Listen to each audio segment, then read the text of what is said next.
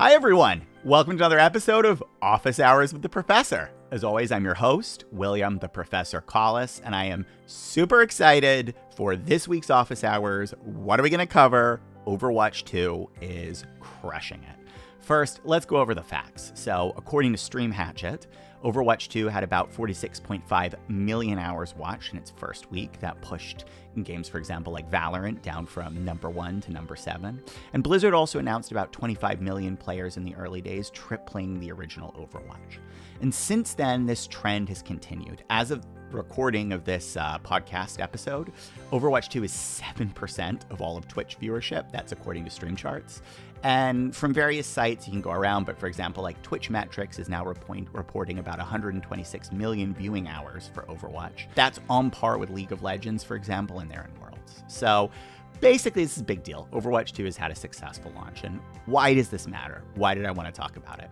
Well, 3 reasons. The third is the most important, or most interesting, I think, but we'll get to it. So the first reason I want to talk about this is the return of the original franchised esport. Like, arguably, Overwatch was the game that started the modern trend of established teams and franchise leagues, sort of dominating competitive multiplayer play. And Overwatch 2's success is really exciting because it sort of is a very positive note for the future of esports. We want longevity in this space. We want titles that are invested in to last for a long time. And Overwatch 2's successful launch hints at a future where games succeed across the long term and not sort of on the annual report card of popularity. So that's the first thing. Second thing is this highlights the power of free-to-play, right?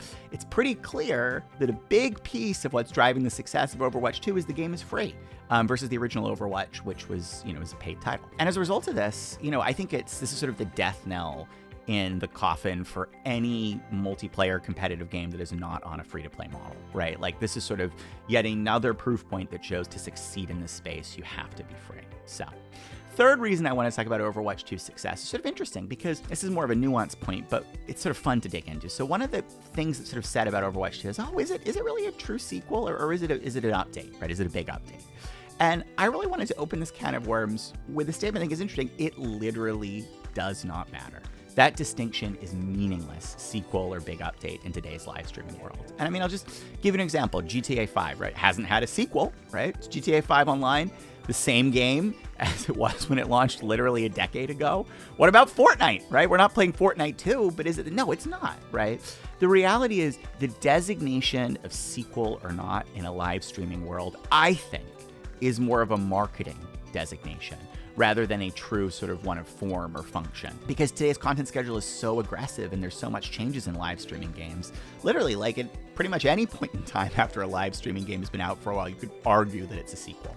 And I think it is smart to co-opt the marketing language of sequels, right? Like, that much more succinctly communicates to consumers, hey, there's lots of new stuff here, rather than say, big patch 2.1, right? And by the way, if it was up to me, I would see a lot more games use this sequel language, cough, cough, cyberpunk, cough, cough. And by the way, just for the record, my own opinion is that Overwatch 2 is clearly a sequel. I mean, it's just a massive iteration on the first game if you play it. But anyway, those are my 3 thoughts I wanted to cover on the Overwatch 2 launch. So, return of the original franchised esport, power of free-to-play, and kind of some interesting anecdotes on, sequel versus major update, and the argument that it literally doesn't matter because of where we are today in a live streaming world. So, I hope you enjoyed this episode. I have to give a grade to Overwatch 2's big launch, so I'm going to give it an A+,